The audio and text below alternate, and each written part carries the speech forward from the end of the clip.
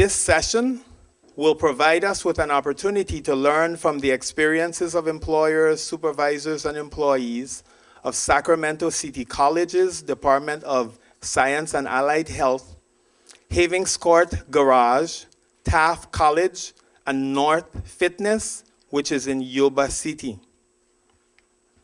Mr. Ramon Aguila was intent on closing his garage, Havens Court Garage in Oakland, but last evening there was a break-in at his garage. And unfortunately, he is with the authorities documenting what's necessary for the reports, and so he is not here, but he was fully intent on closing his business for half of the day so that he could sit as a panelist for us. Nevertheless, Mr. Lawrence Silva, which he is really known, I guess it's an alias. He goes by, you know, the term Godfather? He is called the Job Father, J-O-B Father. To get us started, we're going to do introductions, and I'm going to have the panelists to introduce themselves to you, because really we want to hear more talking from them than you hear from me. However, just to help the discussion a little bit, I will be asking some questions. If we are able to work through this expeditiously, that means if we get through all the questions I have, there are about 3 rounds, then the 4th round belongs to you. And you can ask some hopefully good and stimulating questions. So I think what I'm going to do is I'm going to start on my right, and I'm going to ask if, for introductions, if you do so. So please tell us who you are and your role. Good afternoon. It's great to be here. My name is Jim Collins. I'm the Dean of Science and Allied Health at Sacramento City College. My name is Martha Goff. I'm the Science Office Clerk at Sacramento City College. Hi, my name is Colleen Cox, and I'm a second-year occupational therapy assistant student at Sacramento City College. Hi, my name is Stuart James Finstad, and I work at Northside Fitness as a custodian club. And I'm Jeff Ross. I'm the Director of Student Sports Services at Taft College. Hi, I'm Lawrence Silva. I'm the Employment Program Coordinator at the College of Alameda Workability 3 program and C2C program. Hi, I'm Marco Salas. I'm as a automotive mechanics in Havens Court Garage, and I was at the Gene Workshop. To get us started, Mr. Silva, that's Job Father, was kind enough to put together some slides he would like to walk us through. Okay, we put a little PowerPoint presentation about Havens Court Garage and the different roles each person played in the success of Marcos. So we titled it Developing a Successful Career in the Automotive Industry Through Job Placement and Training, a partnership with the State of California Department of Rehabilitation, College of Alameda, and local employer. This is Havens Court Garage. Their motto is rattle in, glide out.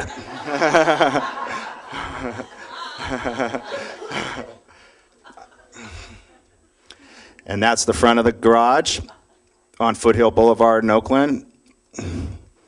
That's the inside of the garage. They work on all types of cars and models, both older cars and classic cars. The garage offers all types of repairs, include maintenance, diagnosis, and complete rebuilding of engines, transmissions, and electrical systems. Havens Court Garage specializes in the restoration of classic cars and has the capability to service new automobiles. There's Marcos. He was a client of the Department of Rehab and the College of Alameda Workability 3 program. He started out as a mechanic's helper, where he assists the owner with all types of vehicle repair. He's gained solid skills, and he continues to receive training from his supervisor, Ramon, and now he's a full-fledged mechanic there. That's Ramon. He really wanted to be here today, but he couldn't make it. He's owned the garage since 2001. He's expanded the business. He's purchased the building next door. And he also has a son who is autistic, and he's employed different individuals from the Department of Rehabilitation in our program. There's Marcos performing a maintenance check on a newer Chevy truck. He's responsible for the oil changes, the inspections. He does front-end brakes, tune-ups, and assists with rebuilding engines and transmissions. There's myself and Marcos. I do a little job coaching for Marcos and monitor him on a regular basis to make sure he's successful. Marcos has gained a lot of confidence, and now he's able to work independently, and you can see right here he's doing some pretty interesting automotive repairs. The State Department of Rehabilitation was very an important role in Marcos' success. They helped purchase those tools there, his work clothes, and we did an on-the-job training agreement where the employer was reimbursed to train Marcos on the job for 6 months. This allowed Marcos to gain the skills he needed and receive some good training under Ramon so that Ramon could take more time with him. There's Ramon overseeing Marcos as he inspects a vehicle. Ramon continues to provide Marcos with training and monitor his progress, and we maintain communication on a weekly basis. And there's us communicating to each other and discussing his progress.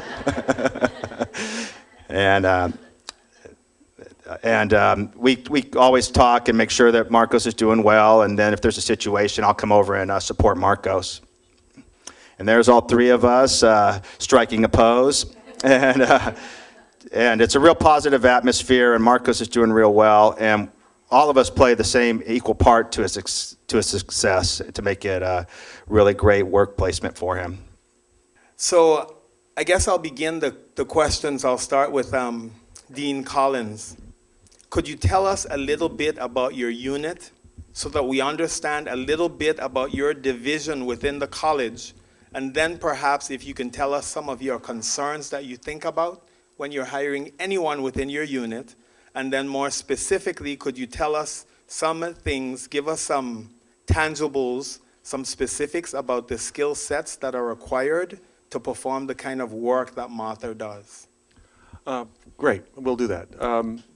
The Science and Allied Health Division consists of about 68 full-time and part-time faculty. That is, so about 130 teaching faculty, about half full-time and about half part-time.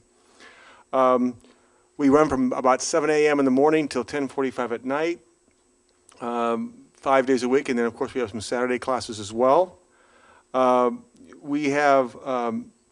We work also at 2 different outreach centers. So we work on the main campus, and then we will also have classes given at the UC Davis site for Sacramento City College. We also work in West Sacramento. So we are a very large number of people and quietly dispersed around the region. We offer about 150 different classes in the 2 buildings on the main campus primarily, and also the buildings at the Sac City Center at UC Davis and in West Sacramento. So that's a fairly large enterprise. We manage numerous programs that receive categorical funding from various sources. Also. Other funding sources, not just the state, but so we manage a number of different projects within the division as well as our regular classes. So very dynamic, changing, varied environment.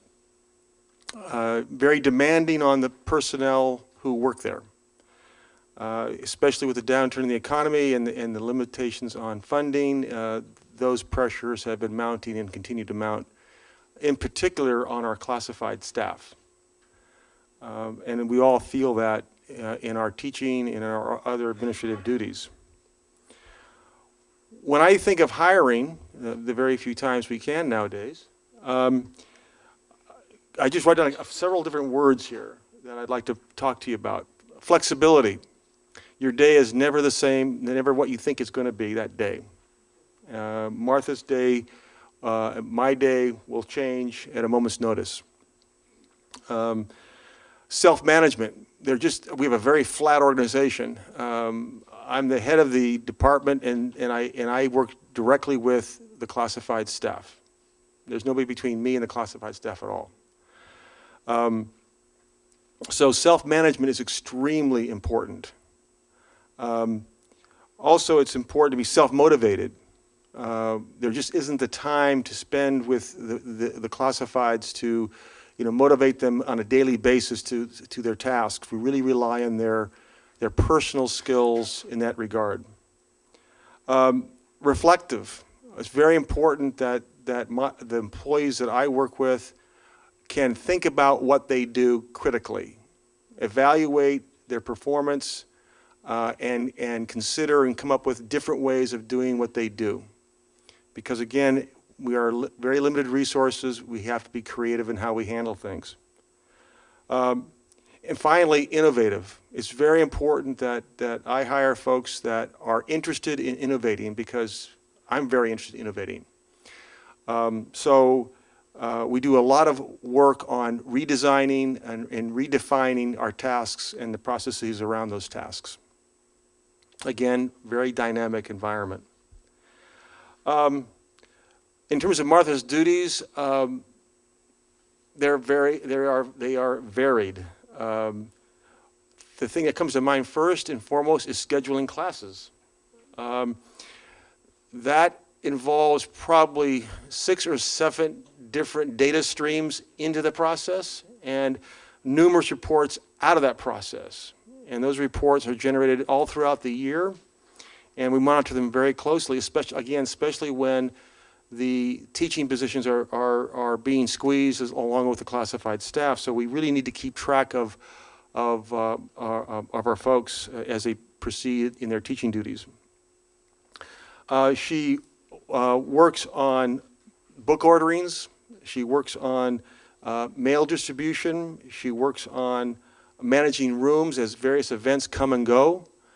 And I'm sure she can tell you more about many other things she does. The other thing she does is that she works with me on processes. Martha is she's a marvel at rethinking processes, which is wonderful. So we can talk a little bit more about that later on, I think, but that's the general outline of your duties. Is it? Okay, good. And Martha, you're not going to slide on this one? In your own voice, do please tell us what your job is. Well, as my supervisors just said, a very large chunk of my position does consist of managing the scheduling and all of the things that come out of it. When you look at a class schedule online for Sacramento City College, you see the components are the teachers, the rooms, the days, the times, the textbooks. All of that has to be pulled together, like Jim said, out of a multiplicity of data streams. So that takes a very large piece of my desk time and psychic energy. One task that didn't get mentioned by Jim was another thing I also handle is the student employment. We employ a lot of temporary employees, work-study students and student help, and I process all their paperwork and manage their timesheets. One duty that I take very seriously that probably isn't written on my job description, but that gives me a lot of fulfillment, is providing support, both tangible and intangible, to the faculty and to the dean.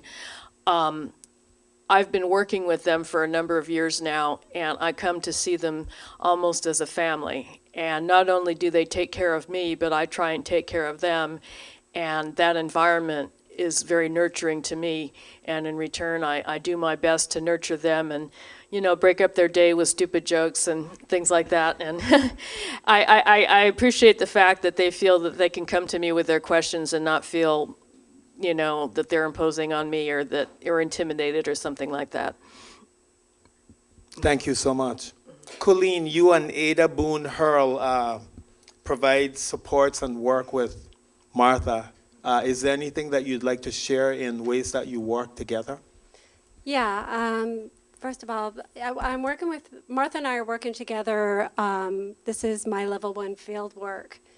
And so it's it is at a very exploratory stage right now. It's, we are working together to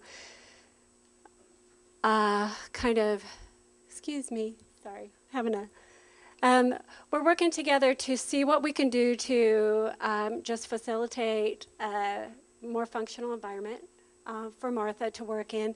As Jim said, there are many variables to her day, to her week. You know, things change. You know, there are things we have control of and things we don't. You know, we're working on organization. But we're also working on what we could do to accommodate and modify her sensory environment, which just, you know, helps everything, because sensory input is something that really affects Martha's day and function. And, you know, it's pretty amazing to, you know, to explore. And, you know, I'm learning so much from her, and I'm just thrilled to be a part of this, to see how modifying sensory environment can completely change and ease your function, you know. So I just appreciate being here, so thanks. Thank you so much. Mr. Ross, it's my understanding that Derek came to Taft College, and upon completing 2 years of study, he moved to Yuba City community and is working and lives independently. Would you say that there are skills that he learned at Taft College that assisted him in the work that he currently does? Well, yeah, we'll take credit for that.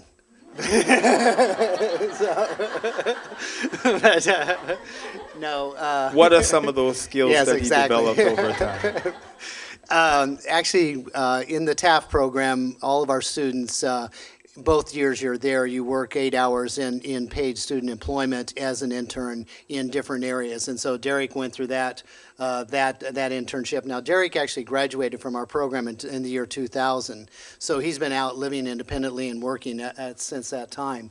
And so it's, to me, you know, seeing one of our alumnus that, you know, are still in the job market and has a great work ethic and the diligence to remain independent, it's quite awesome. And so, but I do think that the program, the internship that we have in the transition to independent living program really did prepare Derek and the rest of our students to be successful when they exit the program. You may notice in the breakout sessions a little bit later on, we're going to focus some more attention on how internships could lead to employment. And Jeff Ross will be covering that breakout with his team from Taft College. Derek, it's your turn in the spotlight. So I want to find out from you, Derek, what is your job? What do you do? I work at Northside Fitness. It's in Yuba City, California. I am a custodian worker, and I wash weight machines and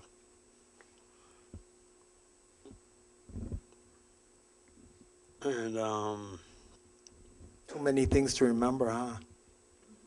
Lots of things. I do different other things every day. It's fun. How long have you been working there now? I've been working there for 3 years. Excellent. It's Do you like the people that you work with? Are they yes, interesting I people? enjoy the people I work with.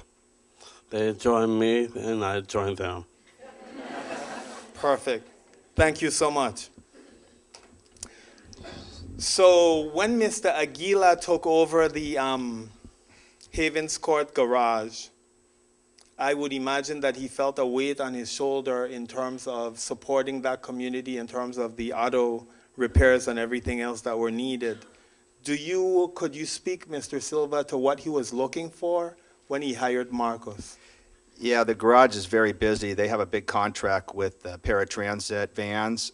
So these vans, there's quite a few of them, and they can break down on any given day. And at that time, Mr. Aguila has to go out, and he needed someone that could work independently because people are coming in at all times of the day with problems with their car. So he was looking for someone that had a background in mechanics, but that could also work independently and handle certain situations. Also, they work on all different types of cars. They specialize in remodeling classic cars. So he wanted someone that was knowledgeable in that area also. us in your own voice what your job is. What do you do? I'm an automotive mechanics. I do oil changes, rebuild transmissions, tune-up, and preventive maintenance and brakes. That sounds pretty nifty to me. Yeah, exactly.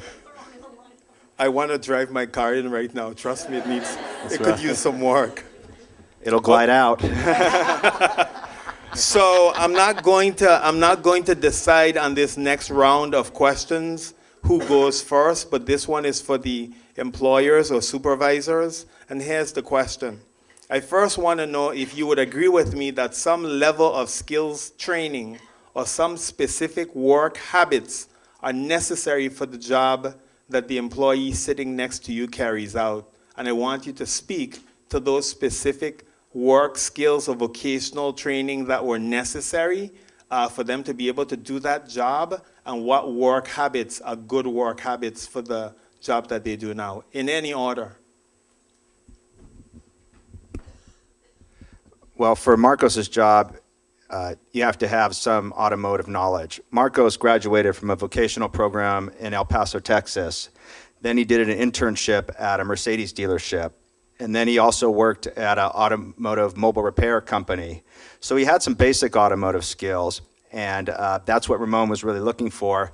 But what's really important is being reliable and dependable and on time in this industry.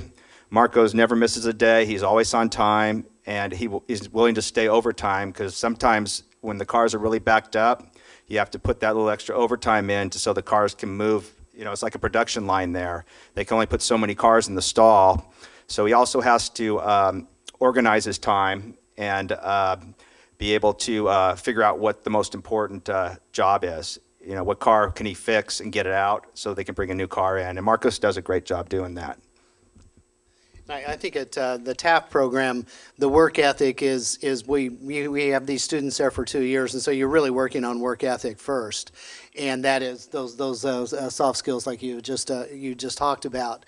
But then what we're doing now is that we are also looking at certifications in different industries and working towards certification. But the other thing we're doing is real life stuff too. Is like, our students in the program now are working really bizarre schedules. They're working nights, they're working weekends, and to prepare the students for where the jobs are. And a lot of our students just want to, leave Taft College and, get that job that starts 9 in the morning and go to 2. Well, in the perfect world, I'd like that too. But so, we're really looking at a variety of situations to prepare our students for those jobs, and especially in the market that we have right now. The hard skills, the skill sets, some of our students really come in and they already know what they want to do, so we can try to hook them up with some sort of a job experience in the 2 years they're there. A lot of our students, like other college students, don't really know what they want. And so, but I think that the work skills and the ethic is what we really focus in on.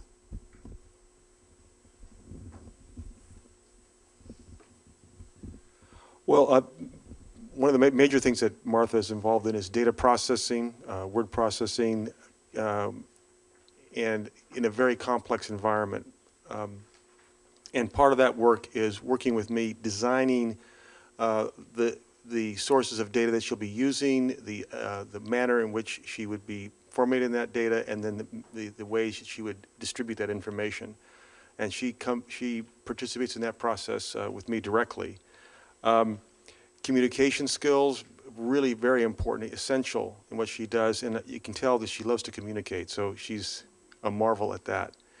I think the other specific skill is a planning skill, which is a very complicated process, looking at the past, looking at the present resources, and projecting out in the future in fairly abstract ways. And that's something that she excels at as well. Work habits, I think, are important, of course. I've mentioned several of them already. I think self-reflective is really an essential part of that skill set, because you have to continuously evaluate how you're doing and how you can change it and improve that. So I think those would be the primary ones. Causes me to wonder, how does one train to be able to perform that kind of work? Martha, what did you do to train, or how were you able to bring all those skills together to be able to do that job on a daily basis?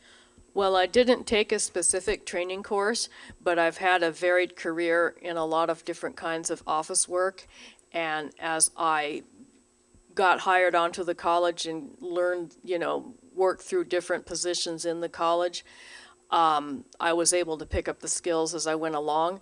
And as I mentioned, Sacramento City College is a pretty unique employer in my experience, because since it's a learning environment, the learning environment also applies to its employees. And the atmosphere seems to be one of encouraging you to grow on your job and giving you the skills you need in a compassionate and kind manner, rather than telling you what a moron you are because you don't already know how to do it.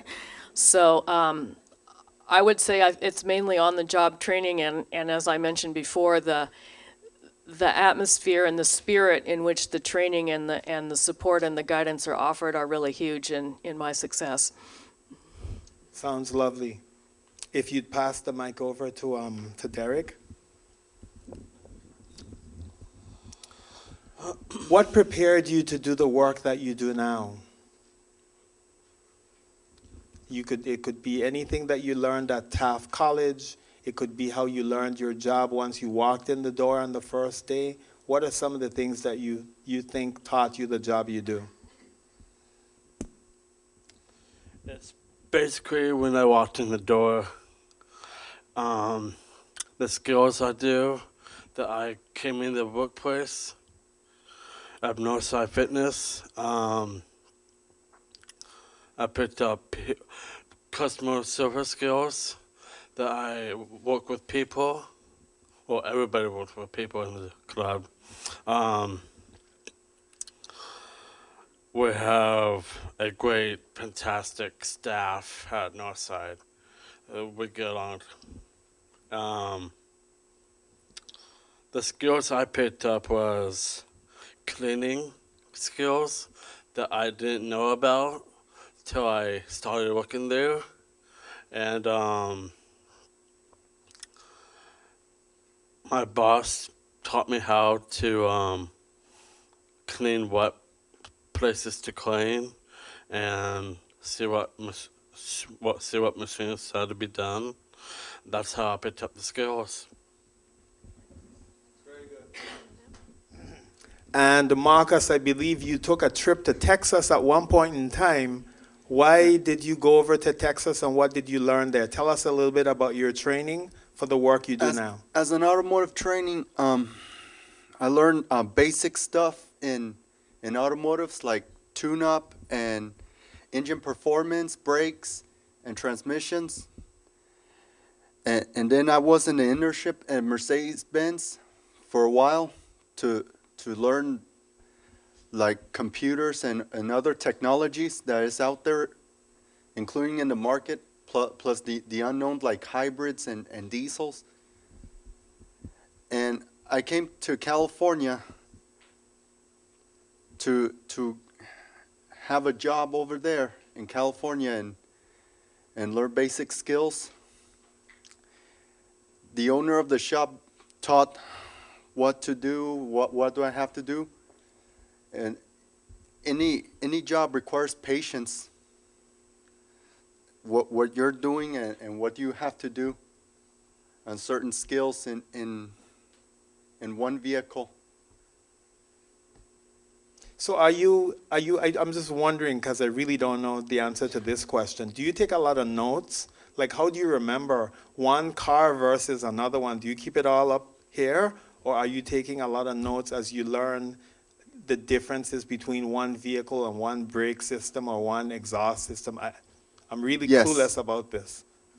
Sure. Yes, you take notes, or Yes, I do. okay. But tell us some more. How long was the training program in Texas? About 15 months. Okay. 15 And months. and are you a Texan? Is that where you originally? That's right. Yeah? Okay, perfect. And is there something you want to add, Mr. Silva? Earlier, Marcos talked about Gene's class. He went to a 6-day job-seeking skills workshop at the College of Alameda, where he learned a lot of job search skills. And he also learned other skills too, soft skills that would help, that he could transfer to the job. And he learned how to interview. We did a mock interview on a video, and that helped him when he went out to the job to gain confidence. And actually, when he applied, the employer was very impressed with his interview. Thank you so much. So my final round of questions for you really more had to do with on-the-job training, but I think you really have sort of addressed it sufficiently. Colleen, is there anything that you want to add about on-the-job training or how you see the environment providing more knowledge or skills necessary for doing the job on a day-to-day basis? Can you ask me the question again? Sure. Another way. On-the-job training, I assume, for the work that Martha is doing, is something that she is adding to, I guess, on a daily basis. Is there anything you want to add for what the teaching and learning experience is like on a daily basis? Okay. Well, if I'm understanding you right, I came in and Martha is a really skilled employee, and so the work that I'm doing with her is basically she's trying to modify the environment surrounding her, and we're kind of jumping in this together. So I'd imagine there's somewhat of an exchange between the employer and the employee that you're really learning and figuring things out together as oh, yes. Yeah. I wish Ada were here. Ada, with her 20 years experience sitting here, would be able to just really, give you a lot of information, I think. Let me give you my perspective on that. One of the things that I realized right away was that I had no understanding of how to deal with Martha's issues. So I was fortunate to have people like Ada Hurl around to talk to me about it. And also, I think that there was enough trust between Martha and me to have candid conversations about what I was doing that was interfering with her work. And from a manager's standpoint, that's great. To have employers come into you and say, this is what you're doing, Mr. Manager or Ms. Manager, that's interfering with my effort to do the job that you want me to do, it's really an important thing. And so I think that through that lots of conversations, we were able to really work out things that I could do myself that would help her, and that she also got a clearer picture of what I was looking for as well. And I think for Martha, I noticed that the clearer I could be, the more specific I could be, and the more careful I could be in terms of assigning her work and making sure she's not overloaded, I mean, she just blossomed from that. And that was really good for me because I saw myself as a manager growing by being careful and by being more specific. I tend to be a very non-linear person, so, which is probably the worst thing for Martha. But we work very well together. Thank you so much. So before I really save time, and you have lots of time to ask questions in the audience, but before I do that, sure. What I want to do is I want to give one last opportunity to all of the panelists if there's anything else you want to share about your work experience, either as the supervisor of an individual with intellectual disabilities or autism, or vice versa, the individual. I'll give you a chance to do that now, starting with you, Martha. All I wanted to add is that the skills and the knowledge and background and so on are not what slow me down on the job as much as sensory issues, which you might be familiar with, and also something called executive function. Like Jim was saying, it really helps me if I have expectations and duties and goals laid out very clearly. But at the same time, what Colleen and Ada, and I should mention Ada is our occupational therapy assistant professor. Unfortunately, she's ill and she could not be on the panel today. That's why Colleen is here. Colleen is an intern student who's working with Ada to help me organize my workplace, organize my how I do my work, how I keep my files and so on, to cut down on the rather chaotic setup that I might be left with on my own, since with the executive function difficulties, I do struggle with that.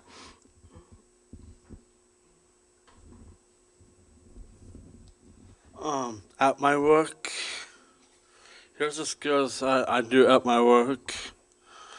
Decision making, also application processing, kind of like people that want to get some. Then you get resume development.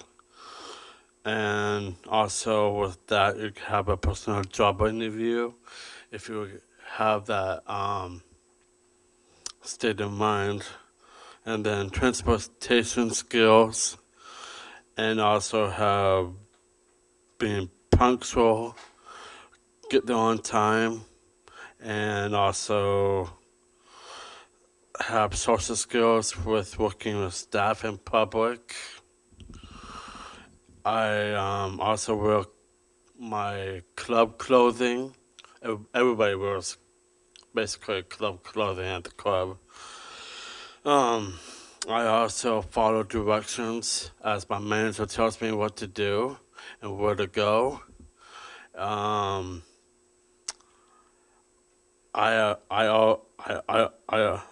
always have a positive outlook at my job, at my club. And that's what I do. Thank you. And one other thing I want to say about Derek too, Derek is very interested in bodybuilding himself, and so the club and the fitness center is one of those fits. And then I do want to give a plug for TIPSA too. And one of the things we're doing, Taft College is one of three California colleges that did get a TIPSA grant. And so what we're doing next, our next step is actually using those monies to do more intensive job training and career exploration. We have developed some partnerships, like we have a student intern, Danielle. She's working at Occidental Petroleum, and she'll talk a little bit about what her internship there is. But we're with the monies that we have there, we're able to pay these students now $13.25 an hour, and we're also able to subsidize the employer up to $6,000 per student, with the whole idea that they actually are doing the training and that we are getting certification. So, you know, a lot of us here, and you know, we're seeing this this whole new field just really expand, and given those types of opportunities and the TIPSA grants to give us those additional funds, we really are going to make much more of a difference in employment down the road.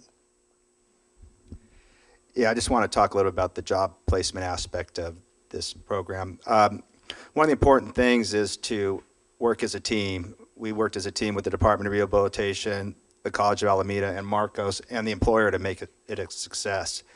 And one of the things that's really important is to make a good job match in the beginning, and then maintain strong relationships with the employer, because that way you can find out how well the client is doing, and the employer will become more invested in their success.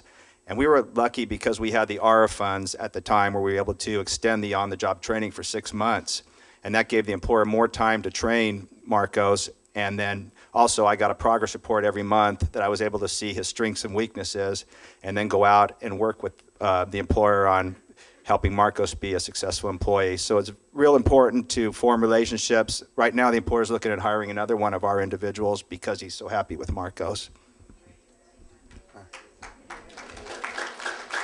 Thank you. I work as an automotive mechanic, and there every day there's different kinds of stuff, like different cars, different vehicles, foreign and domestics, any propulsion, any engines, and I learn every day a new stuff, new things, and new ability that I could work on it. Even if I need a little help from the owner, so I can have a success on working each and any vehicle, so the customer can leave happy. And every day, sometimes I have weaknesses, but I have to work on the weaknesses so I can get things right. And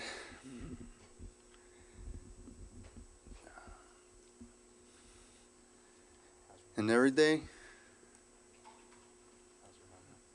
And sometimes Ramon helps me, and I help Ramon too, to do the job on any skills of each automobile. Thank you. Thank you so much.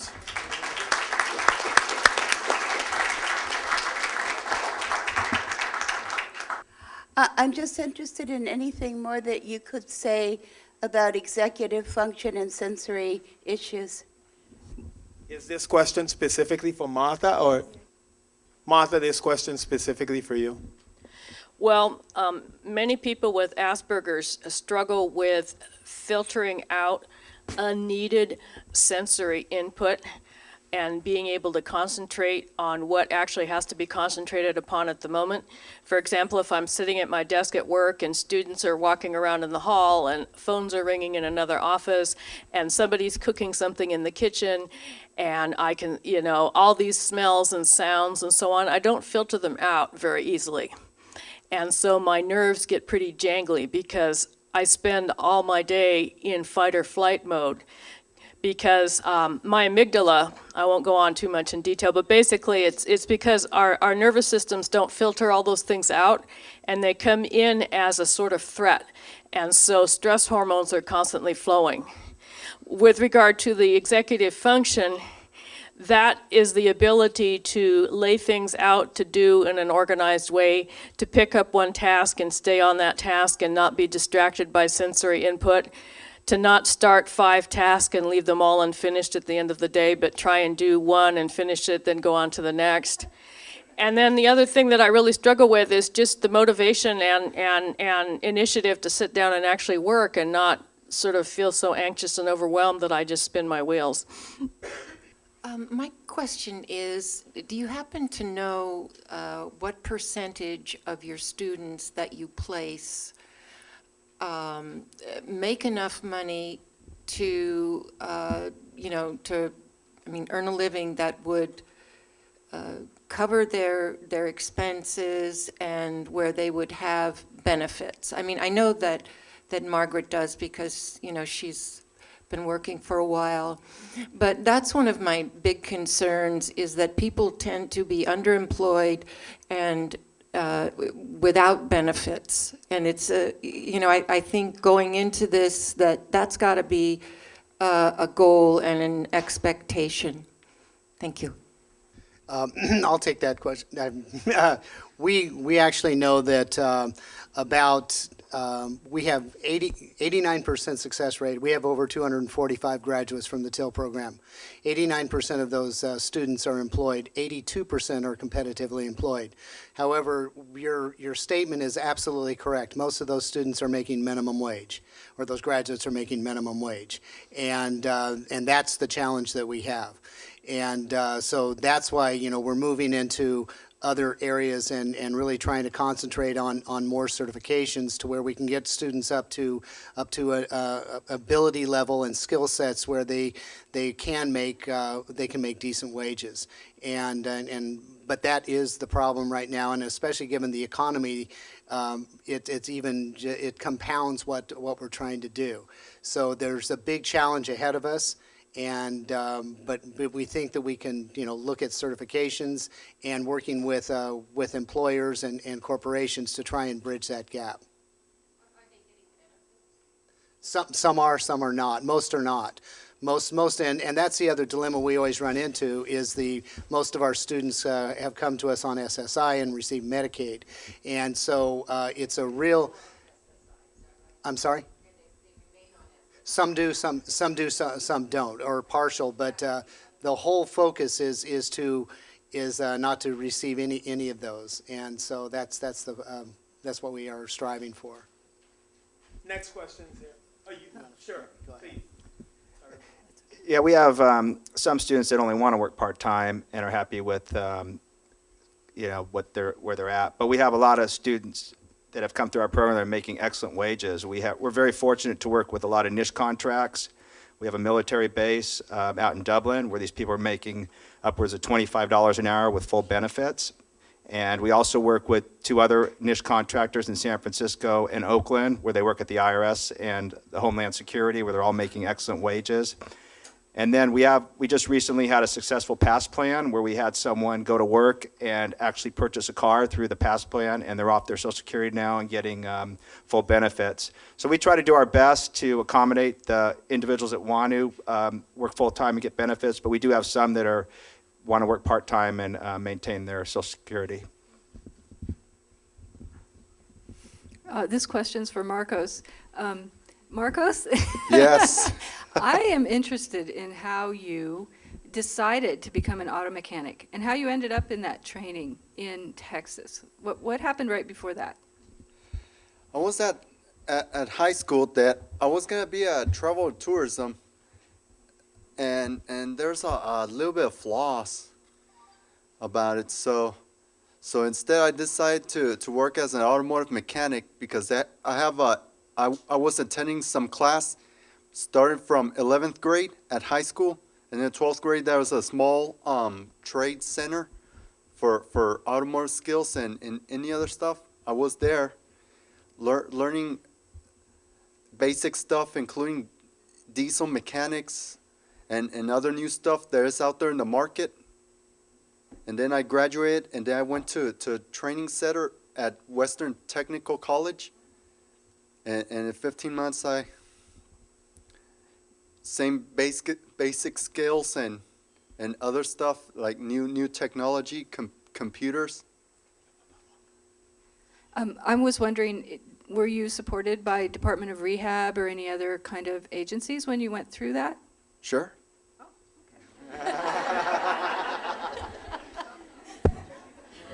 Derek, when you were in high school, did you have a good transition plan set forth before you left?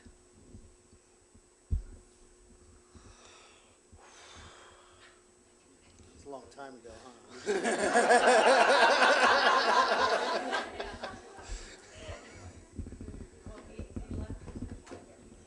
Well, I did complete 3 years of high school. I left my junior year to go to the TIL program in Taft. I'm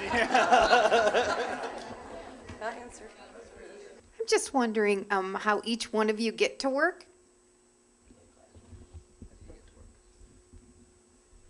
Derek, you mentioned mobility a while ago. How do you get to work?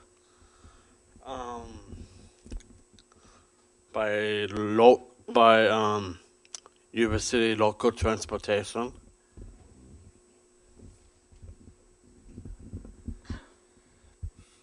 By public transit.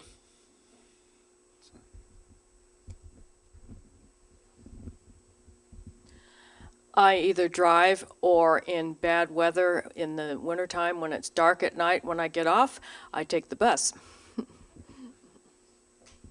How do we feel about our panelists?